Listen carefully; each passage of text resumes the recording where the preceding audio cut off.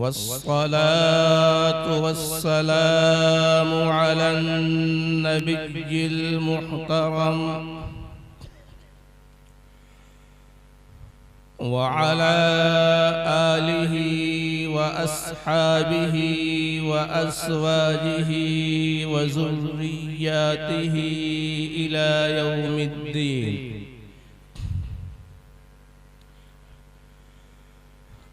अम्मा बाद फ़अऊज़ु बिल्लाहि मिनश शैतानिर रजीम। बिस्मिल्लाहिर रहमानिर रहीम।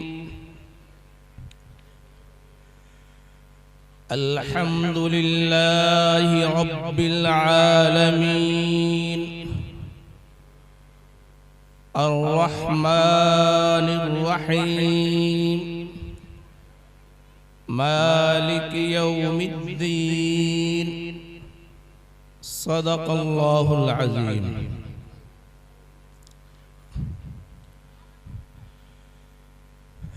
किताबों में जो अफजल है उसे कुरान कहते हैं। किताबों में जो अफजल है उसे कुरान कहते हैं। उतारा है इसे जिसने उसे रहमान कहते हैं। सजा ले अपने सीने में जो इसके 30 पारे को। सजा ले अपने सीने में जो इसके 30 पारे को। ज़माने भर में उसको हाफिज़े कुरान कहते हैं।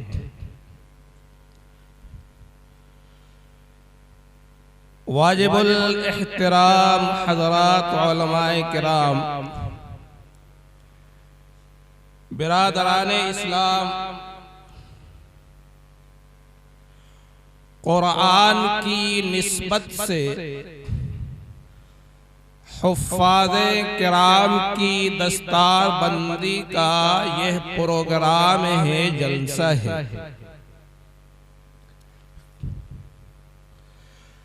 तो आइए इस मुबारक प्रोग्राम के अंदर 2-3 बातें मैं आपके सामने पेश करना चाहता हूँ। दुआ फरमाए कि हक़ ताला शानुहु मुझे हक़ बात कहने, आपको हक़ बात सुनने समझने और फिर हम तमाम लोगों को अमल करने की तौफीक अता फरमाए। आमीन बोलिए आमीन। सबसे पहली बात तो ये है कि मज़हबी किताब का हाफिज होना और उसे जुबानी अपने सीने में बसा लेना, ये सिर्फ और सिर्फ मज़हबे इस्लाम की खुसूसियत और उसका इम्तियाज है। आज इस दुनिया के अंदर यहूदी लोग भी बसते हैं जिनकी किताब का नाम तौरात है, और ईसाई लोग भी बसते हैं जिनकी मजहबी किताब का नाम इंजील है। और मुमकिन है कि ज़बूर नामी किताब के मानने वाले लोग भी मौजूद हो। और हमारे मुल्क हिंदुस्तान के अंदर हमारे हिंदू भाई बसते हैं और उनकी मजहबी किताबें भी वैद की शक्ल में मौजूद है।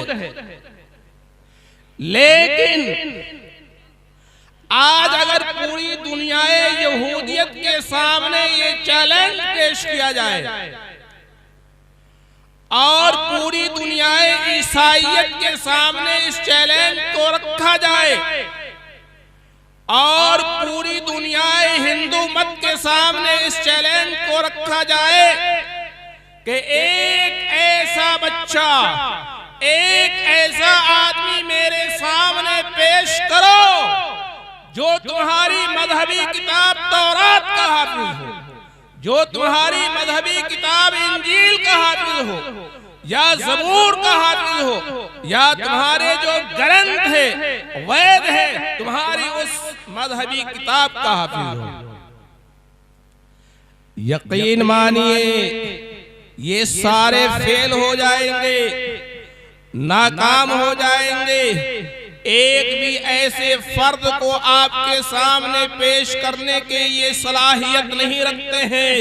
लेकिन अल्लाह अकबर, अरे कुर्बान जाइए, 6 साल का बच्चा है या बच्ची है, 10 साल का बच्चा है या बच्ची है, 12 साल का बच्चा और बच्ची है, अरे हिंदुस्तान में पैदा होने वाला है, बलिया की सरजमीन में पैदा होने वाला है, मादरी जुबान अरबी नहीं है, अरे हिंदी बोलते हैं, उर्दू बोलते हैं, लेकिन ये कुरान का एजाज है, इस्लाम का मौजूदा है, अल्लाह के पैगंबर जनाब मोहम्मद रसूलुल्लाह सल्लल्लाहु अलैहि वसल्लम का इम्तियाज है, आपकी खुसूसियत है। ये सारे बच्चे हाफिज कुरान होते हैं और अल्लाह की किताब के 30 पारे को अपने सीने में महफूज कर लेते हैं। ये कोई आसान बात है क्या? अरे आसान बात है क्या? आसान भी है और मुश्किल भी है। 7 साल का बच्चा हाफिज कुरान हो जाता है, लेकिन दारुल उलूम देवबंद का सबसे बड़ा मुहद्दिस अल्लामा अनवर शाह अल कश्मीरी रहमतुल्लाह अलैह,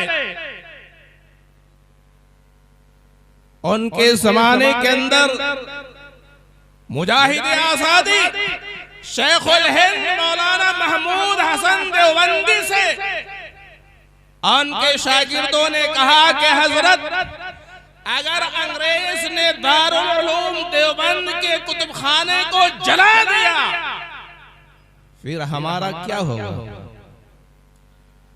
तो शेखुल हिंद रहमतुल्लाह अलैह ने जवाब दिया, कोई गम की बात नहीं है, परेशानी की बात नहीं है। अरे हमारे सामने चलता फिरता जीता जागता कुतुब खाना अनवर शाह कश्मीरी की शक्ल में मौजूद है। दारुल देवबंद के कुतुब खाने में जितनी भी किताबें हैं, मेरा शागिर्द अनवर शाह कश्मीरी सारी किताबों का मुताला कर चुका है और अल्लाह ने वो हाफजा दिया है, वो ज़हन दिया है कि ये अल कश्मीरी जिस किताब को एक मर्तबा पढ़ लेता है 40 साल तक नहीं भूलता है।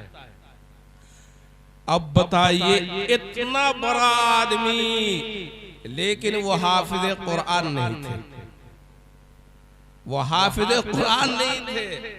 बहुत उन्होंने कोशिश किया कि हिफ्ज़ कुरान की सआदत हमें हासिल हो जाए, लेकिन वो 30 पारे के हाफिज नहीं हो सके। क्यों? इसलिए कि जब उनके सामने सूरह फातिहा खुलता है या सूरह बकरा खुलता है या सूरह आल इमरान खोलते हैं तो वो अल्फाज नहीं याद करते हैं, बल्कि उसका जो माना है, तर्जुमा है, मफहूम है, तफसीर है और इससे निकलने वाले मसाइल है, इससे निकालने वाले अहम हिदायत है और पैगामात है, वो उस दरिया के अंदर गोताज़न हो जाते हैं।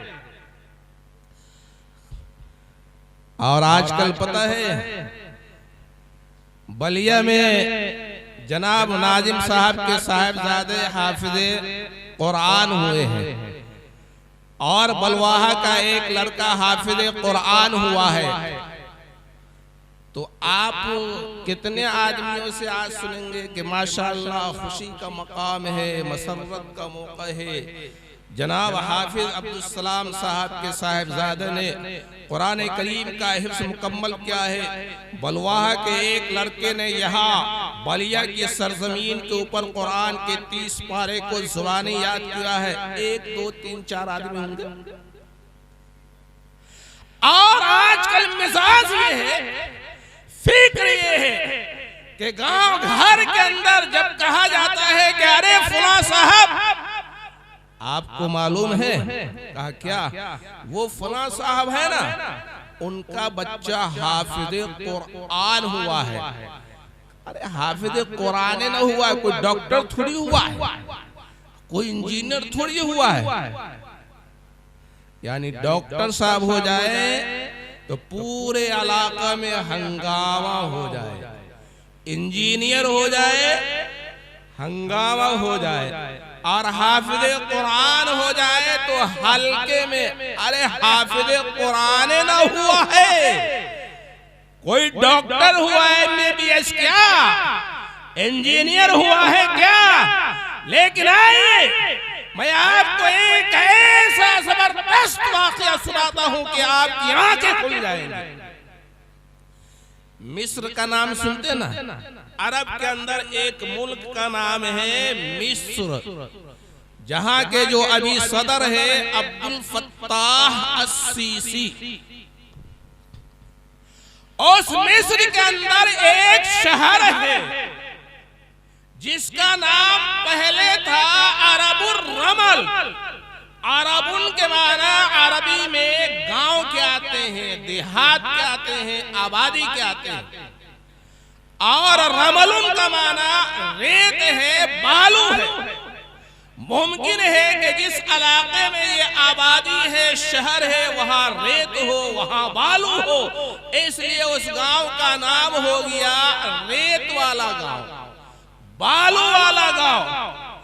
और उस गांव की आबादी 40,000 अफराद पर मुश्तमिल है। ये तो कोई ताज्जुब की बात ना है, 1 लाख भी हो सकता है, 40 लाख भी हो सकता है। ताज्जुब की बात यह है कि 40,000 आदमी में एक भी आदमी, चाहे मर्द हो, औरत हो, जवान हो, बूढ़ा हो, बूढ़ी हो, एक भी फर्द ऐसा है जो हाफिज कुरान न हो। ये सुने हुए थे कि 40,000 की आबादी है और 40,000 सारे के सारे कुरान करीम के हाफिज है। कभी सुना था आप लोगों ने? यह अखबार में आया है कैसे।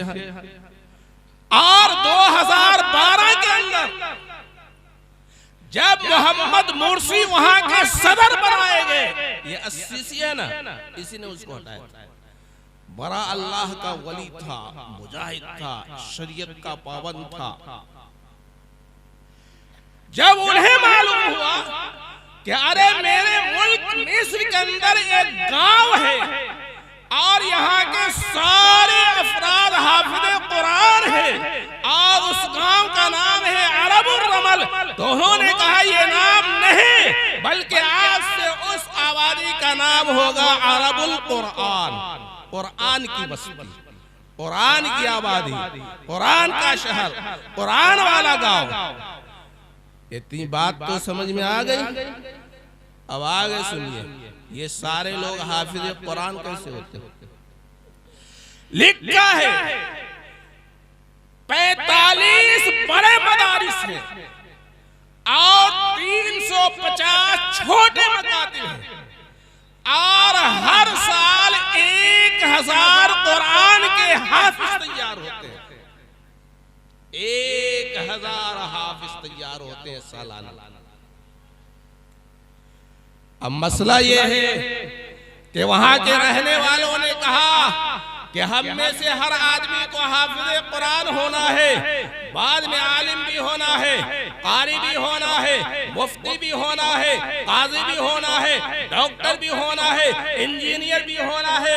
ये हमारा बच्चा और हमारी बच्ची ये जल्द कुरान करीम के हाफिज कैसे बन जाए?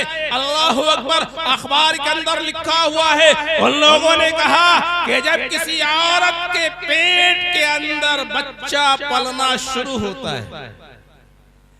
ये मसला तो बलिया वाले को, राम खितारी वाले को, माधोपुर वाले को ही मालूम होगा कि जब औरत के पेट के अंदर रहम करार पाता है, 40 दिन वो नुत्फा, वो खून की शक्ल में फिर अलका है, मुस्का है, और जब 4 महीना यानी 3 चिल्ले गुजर जाते हैं, हदीस पाक के अंदर है, अल्लाह ताला फरिश्तों को भेजता है और वो फरिश्ता उसी वक्त उस बच्चे के जो गोश्त और लोथरे की शक्ल में होता है रूह डालता है, उसकी उम्र लिखता है, उसकी रोजी लिखता है, ये कहाँ मरेगा और कितनी जिंदगी पाएगा, ये उसी वक्त हम सब लोगों के बारे में लिख दिया गया जब हमारी और आपकी उम्र सिर्फ 4 महीने की थी। 4 महीने 12। और ये भी मसला मालूम है क्या कि जब औरत के पेट के अंदर पलने वाला बच्चा 4 महीने का हो जाए, फिर उस बच्चे को गिराना ये हराम है, नाजायज है। क्यों? और उसके अंदर रूह पड़ चुकी है। अब अगर कोई उसको गिराता है, गिरवाता है, तो एक जिंदा बलिया की सरजमीन के ऊपर चलने और फिरने वाले आदमी को कत्ल कर दिया जाए, उसका मर्डर कर दिया जाए। जितना गुनाह उस मर्डर करने वाले को होगा, 4 महीने की मुद्दत गुजरने के बाद इस्कात कराने वाले को भी उतना ही गुनाह होगा। ये मसला आप लोग को भी मालूम होगा। बहरहाल तो वहां के जो लोग हैं, जब 4 महीना गुजर जाता है तो चाहे बच्ची हो या बहू हो, उनको बुलाकर ये हिदायत दी जाती है कि 5 महीने बाकी हैं विलादत और पैदाइश के अंदर। इस 5 महीने के अंदर आपको खाना है, आपको सोना है, अपनी जरूरियात पूरी करनी है, और इनके अलावा जितने औकात बचते हैं उन सारे औकात के अंदर आपको सिर्फ और सिर्फ एक काम करना है, यानी कुरान करीम की तिलावत करना है। अल्लाह अकबर। अरे साइंस ने बता दिया, साइंस ने तो आज बताया है, अल्लाह के नबी ने बताया, अरे कुरान ने बताया कि दुनिया के अंदर माँ के पेट के बाहर क्या हो रहा है। बच्चा उस बात को सुनता है, बच्चा उस बात को महसूस करता है। अरे बड़ा वाकया आप सुनते हैं कि बख्तियार काकी माँ के पेट में इतने पारे के हाफिज कुरान हो गए, शेख अब्दुल कादिर जिलानी अपनी माँ के पेट के अंदर इतने पारे के हाफिज कुरान हो गए, फला बच्चा तो पैदा हुआ पूरे कुरान करीम का हाफिज हो रहा। अरे ये करामत कैसे हुई, ये अल्लाह की बरकत का ज़ुहूर कैसे हुआ।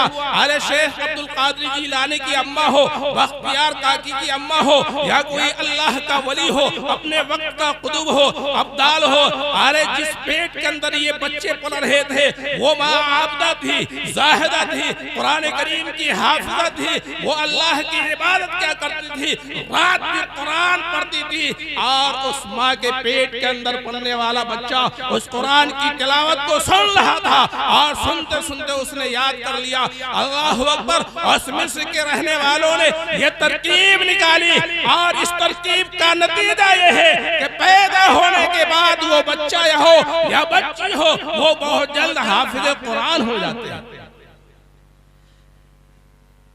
तो कहा 40,000 एक भी फर्द ऐसा नहीं जो हाफिज कुरान न हो। और बलिया के अंदर, माधोपुर के अंदर, और राम खितारी के अंदर, और पूरी उम्मत का आज जो मसला है, आज जो रिश्ता है कुरान करीम से, अल्लाह अकबर। अरे आज दुनिया के अंदर चाहे यूरोप हो, बरतानिया हो, अमेरिका हो, इंग्लैंड हो, चीन हो, अरे कोई भी आबादी हो, कोई भी बस्ती हो, आप भी मोबाइल चलाते हैं, मैं भी चलाता हूँ, आप भी यूट्यूब के ऊपर बहुत सारी खबरें सुनते हैं, हम लोग भी सुनते हैं। अरे हम लोग ये सुनते हैं कि आज फला ईसाई डॉक्टर, फला ईसाई वकील, उसने इस्लाम कबूल कर लिया। इंटरव्यू लिया जाता है, अरे तुम तो ईसाई थे, अरबपति थे, करोड़पति थे, मजहब ईसाइयत का बड़ा चर्चा है, बड़ा हंगामा है। किस बात ने आपको मजबूर किया कि आपने मोहम्मद मुस्तफा के दामन को थामा? अल्लाह अकबर। अरे गौर से सुनिए, मजहब इस्लाम में दाखिल होने वाला एक यहूदी, एक ईसाई और आजकल का एक हिंदू भाई ये कहता है कि हम हिंदू थे, हम ईसाई थे, हम यहूदी थे, हमें कुरान का पता ही नहीं था। कुरान की अदावत में, मुखालफत में, दुश्मनी में, मुसलमानों को नुकसान पहुंचाने के लिए हमारे ईसाई भाइयों ने, यहूदी भाइयों ने किताब लिखा, मज़ामीन लिखे, लिटरेचर तैयार किया, हमने पढ़ा और पढ़ने के बाद हम इल्म वाले थे, कलम वाले थे, दिमाग वाले थे। मेरे दिल ने कहा अरे तेरे पास दिमाग भी है, अक्ल भी है, फिक्र भी है, कुरान तो पढ़ ले, कुरान को समझ ले। ये यहूदी ने सच लिखा है, गलत लिखा है, ईसाई ने सच लिखा है या गलत लिखा है। कहता है कि अल्लाह की कसम, अल्लाह की कसम, मैंने कुरान लिया, मैंने कुरान लिया और जैसे ही मैंने कहा बिस्मिल्लाहिर्रहमानिर्रहीम,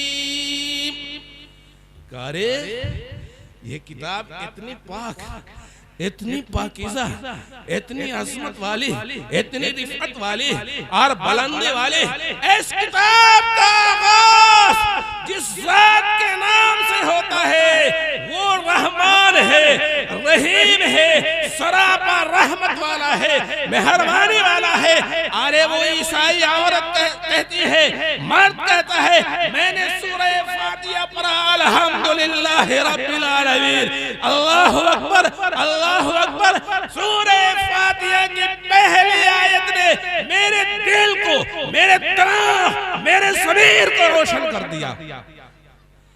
एक यहूदी सूरह फातिहा पढ़ के मोमिन हो रहा है, एक ईसाई सूरह फातिहा पढ़ के मोमिन हो रहा है, एक हिंदू भाई सूरह फातिहा पढ़ के मोमिन हो रहा है। और बहुत पहले का वाकया है, भोपाल के अंदर एमबीबीएस डॉक्टर, एमबीबीएस डॉक्टर जब उसने कुरान का मुताला किया और जब उसके सामने से कुरान की वो आयत गुजरी है जिस आयत के अंदर अल्लाह ताला ने इंसानी तख्लीक के 4 मराहिल बयान किए हैं कि ये नत्फा होता है, ये अलका होता है, ये मुस्का होता है। अल्लाहु अकबर। वो हिंदू एमबीबीएस डॉक्टर कहता है कि अरे मोहम्मद मुस्तफा ने 1400 साल पहले मेडिकल साइंस को कुरान के अंदर बयान कर दिया है, आज हम बयान कर रहे हैं। अल्लाहु अकबर। अरे मोहम्मद मुस्तफा वो पाकीज़ा ज़ात है, उसकी लाई हुई किताब वो अज़ीम शान किताब है, उसे माना जाए, उसे पढ़ा जाए, उसके पैगाम को कबूल किया जाए, वो इस्लाम में दाखिल हो जाता है एक आयत पढ़ने के बाद। लेकिन कितनी ताज्जुब की बात है कि जिस बलिया वाले के पास कुरान के 30 पारे, जिस राम खितारी वाले के पास कुरान के 30 पारे, जिस माधोपुर वाले के पास कुरान के 30 पारे, हर उम्मत के पास ये कुरान करीम के 30 पारे हैं। लेकिन आज का उम्मती कुरान को अपने ताक में, अपने अलमारी में सजाता है, लेकिन नमाजी नहीं बन पाया, नमाजी नहीं बन पाया, कुरान की तिलावत करने वाला नहीं बन पाया। अरे अल्लाह तुमसे गुफ्तगू करने के लिए हर वक्त तैयार है। सूरह फातिहा का पढ़ना, सूरह बकरा का पढ़ना, सूरह नास का पढ़ना, सूरह इखलास का पढ़ना, ये क्या है? अरे रब से बात करना है, अल्लाह से बात करना है, क्योंकि ये रब का कलाम है, रब की गुफ्तगू है। अरे पढ़ो अल्लामा इकबाल रहमतुल्लाह अलैह का वो जबरदस्त वाक़या। अल्लामा इकबाल, ऐसे ही अल्लामा इकबाल पढ़े, क्या वो बेनमाज़ी थे? क्या वो कुरान नहीं पढ़ते थे? क्या वो हदीस नहीं पढ़ते थे? क्या वो नबी की सीरत नहीं पढ़ते थे? क्या वो अबू बकर को नहीं पढ़ते थे? अरे उमर फारूक का, अरे सब पढ़ा, कुरान पढ़ा। अल्लामा इकबाल ने बुखारी पढ़ा, तिरमिज़ी पढ़ा, नबी की सीरत पढ़ा, अबू बकर को पढ़ा, उमर को पढ़ा, उस्मान गनी को पढ़ा, अली मुर्तज़ा को पढ़ा, अब्दुल्लाह इब्न मसूद को पढ़ा, हजरत आयशा को पढ़ा, हजरत सुमैया को पढ़ा, इमाम अबू हनीफा को पढ़ा, इमाम शाफई को पढ़ा, इमाम अहमद को पढ़ा। अरे इस्लामी फलसफे को पढ़ा, तब तो वो सबसे बड़े इस्लामी फलसफा के आलिम हुए। वही अल्लामा इकबाल है। मैट्रिक का साल है, मैट्रिक का साल है। अल्लामा इकबाल का मामूल ये है, फजर की नमाज पढ़ के घर आते हैं, कुरान की तिलावत करते हैं, कुरान की तिलावत करने के बाद वो इम्तिहान की तैयारी करते हैं। एक मर्तबा इम्तिहान की तैयारी में मशगूल थे, अल्लामा इकबाल के अब्बा गुजरे। कहा बेटा इम्तिहान का जमाना है, बड़े मसरत और खुशी की बात है, आप 5 वक्त पाबंदी के साथ नमाज पढ़ते हैं, रोजाना कुरान की तिलावत भी करते हैं, इम्तिहान की तैयारी भी हो रही है। जब तुम्हारा इम्तिहान मुकम्मल हो जाएगा मैं तुम्हें एक बात कहूंगा। अल्लाहु अकबर। अल्लामा इकबाल के इम्तिहान का जमाना खत्म हो गया। अल्लामा इकबाल के ज़हन के अंदर वो बात घूम रही थी कि अल्लाह अल्लाह अब्बा ऐसी क्या बात कहेंगे। कहा अब्बा मोहतरम अल्लाह का शुक्र है इम्तिहान मुकम्मल हो गया। खत्म इम्तिहान के ऊपर आपने एक अच्छी बात बताने का वादा किया था, मुझे इंतजार है, मैं शिद्दत से उस बात का मुंतज़िर हूं। बताइए वो कौन सी नसीहत है, कौन सी बात है? अरे वो नसीहत सिर्फ अल्लामा इकबाल के लिए नहीं, हमारे और आपका पूरे उम्मत के लिए है। कहा बेटा जब तुम्हारे सामने कुरान के औराक हो, बेटा जब तुम्हारे सामने कुरान के सफ़हात हो और ये तुम्हारी उंगली जब कुरान के सत्र के ऊपर रेंग रही हो, कुरान की तिलावत तुम्हारे अल्फाज से अदा हो रहे हो, इकबाल अरे उस वक्त तुम्हारा ईमान, तुम्हारा तसव्वुर, तुम्हारा ख्याल और तुम्हारा जश्न, तुम्हारी कैफियत, तुम्हारा इश्क, तुम्हारी मस्ती ये होनी चाहिए कि मेरे रब का कलाम है और मैं अपने रब के सामने अपने रब का कलाम कर रहा हूं।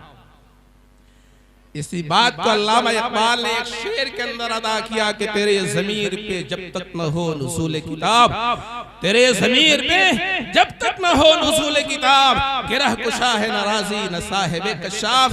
ये शेर तो हम उलमाए किराम के लिए है। जो भी आलिम हो, जो भी हाफिज़ कुरान हो, आप उसका एहतराम कीजिए। ये बात इसलिए कही जा रही है हाफिज़ कुरान का मसला कल हल हुआ या नहीं हुआ, लेकिन अगर आपने एक हाफिज़ कुरान की अज़मत को अपने दिल के अंदर बसाया, अल्लाहु अकबर, महज कुरान की निस्बत की बुनियाद पर कल क़यामत के दिन आपका मसला हल हो सकता है। कल कुरान क़यामत के दिन आपका मसला हल हो सकता है। आइए वाक़या सुनाता हूँ। हिंदुस्तान के बहुत बड़े मुहद्दिस आलिम, बुखारी शरीफ के शारे, अल्लामा अनवर शाह कश्मीरी के शागिर्द हजरत मौलाना बदर आलम मेरठी मुहाजिर मदनी, जिन्होंने अरबी ज़ुबान के अंदर फैज़ुल बारी नाम से बुखारी शरीफ की शरह लिखी है, उनकी कब्र कहाँ है पता है? जन्नतुल बकी के अंदर, जन्नतुल बकी के अंदर है, मदीना पाक के अंदर है। बहुत पहले की बात है, एक मरतबा उनकी कब्र खुल गई, कब्र खुल गई। लोगों ने देखा कि लाश बिल्कुल तरोताजा है, सही सलामत है, बाकी है। ऐसा मालूम हो रहा है ये आदमी सो रहा है। उनके साहिबजादे का नाम है मौलाना मोहम्मद आफ्ताब मेरठी, जो मस्जिद नबवी में 5 वक्त की नमाज पढ़ते हैं। मदीना मुनव्वरा में उनका क़याम है। बहरहाल उनकी कब्र को छुपा दिया गया। ख़्वाब में अब्बा हुजूर की ज़ियारत हुई। मौलाना आफ्ताब साहब ने पूछा कि अब्बा क्या बात है? अल्हम्दुलिल्लाह, अल्हम्दुलिल्लाह, आपको तो वो मकाम मिला है जो शहीदों को मिलता है, मुहद्दिसीन को मिलता है, अक़्ताब को मिलता है, अब्दाल को मिलता है, अल्लाह के औलिया को मिलता है। आपकी लाश तरोताज़ा है, आपका चेहरा हंसमुख है, ये मकाम आपको कैसे मिला? अल्लाहु अकबर। अरे जवाब सुनिए बलिया के मुसलमानों, बदर आलम मेरठी ने ये नहीं कहा कि मैंने बुखारी शरीफ की शरह लिखा है, मैंने तर्जुमान सुन्नह लिखा है, मैंने हिजरत करके मदीना आया है, जन्नतुल बकी के अंदर मेरी कब्र है। अरे सुनिए, अल्लामा बदर आलम मेरठी ने जवाब दिया। क्या जवाब दिया? हजरत ने फरमाया कि बेटे मेरा एक अमल था, मेरा एक अमल था जिस बच्चे के मुताल्लिक, जिस आदमी के मुताल्लिक मुझे ये मालूम हो जाता कि ये कुरान का हाफिज है और इसके सीने में कुरान के 30 पारे महफूज है, मैं उसकी तरफ पाँव भी नहीं करता था। इसलिए नहीं कि वो बड़ा आदमी है, इसलिए कि उसके सीने में कुरान के 30 पारे महफूज है। इसलिए मैंने कहा कि जो कुरान करीम का हाफिज होता है आप उसका एहतराम कीजिए, आप उसकी इज्जत कीजिए, उसका मसला हल होगा या नहीं होगा अल्लाह अकबर मैं नहीं जानता, लेकिन आपका मसला हल हो सकता है दीन तालीम के अंदर, तालीमुल इस्लाम के अंदर कुरान के हवाले से जो आपने पढ़ा है वही सबक आपको सुना रहा हूँ कि सब किताबों में भला कुरान है, ये हमारा दीन है, ईमान है, हम करेंगे इसकी इज्जत और अदब जिसमें जब तक हमारी जान है। आजकल कैसे हिफाजत हो रही है, गोदरेज की अलमारी में, संदूकचे के ताक में दुल्हन आती है शौहर के घर, डबल बेड का इस्तेमाल पहली रात से और कुर्सी का इस्तेमाल उसी दिन, मच्छरदानी का इस्तेमाल उसी दिन। अम्मी जान ने, अब्बा हुजूर ने कुरान करीम का एक नुस्खा भी दिया, वो गोदरेज की अलमारी की जीनत बना हुआ कब खुलेगा? जब शाबान का चांद निकलेगा। ये महीना कुरान खाने का है ना, कुरान खाने का महीना अगर रमजान को कह लेते तो किसी हिसाब से दुरुस्त भी होता कि उसके अंदर तरावीह की नमाज के अंदर या आदमी दिन के अंदर रात के अंदर खूब कुरान पढ़ता है, खूब कुरान पढ़ता है। ये कुरान खाने का महीना आज तक मुझको नहीं समझ में आया, आप लोग को तो खूब समझ में आ रहा होगा। अच्छा ये बताइए, ये कुरान ने जो अल्लाह 30 पारे में शक्ल दिया है मरने वाले बाप के लिए, दादा के लिए, अम्मी के लिए, जिंदों के लिए, ये किताब हिदायत है, ये कानून है, ये ज़ाब्ते और आईन की किताब है। तो कानून और ज़ाब्ता और आईन की जरूरत जो कब्र की तारीकी में लेटे उसको है कि हमको है। अजीब उम्मत का मिजाज है, उम्मत आज शरारत पे उतरी हुई है, सब कुछ करेंगे कुरान नहीं पढ़ेंगे, सब कुछ करेंगे नमाज नहीं पढ़ेंगे, सब कुछ करेंगे सुभान अल्लाह नहीं पढ़ेंगे, सब कुछ करेंगे अल्लाहुम्मा सल्ली अला मुहम्मद नहीं पढ़ेंगे, सब कुछ करेंगे खाना सुन्नत के मुताबिक नहीं खाएंगे। तो बुजुर्गों और दोस्तों हम भी जानते हैं, आप भी जानते हैं, सारे अफराद जानते हैं। दुआ फरमाए कि अल्लाह ताला हमको और आपको कुरान की आज़मत को समझने और उसको पढ़ने और उसकी तिलावत करने और उसके ऊपर अमल करने की तौफीक अता फरमाए। वमा अलैना।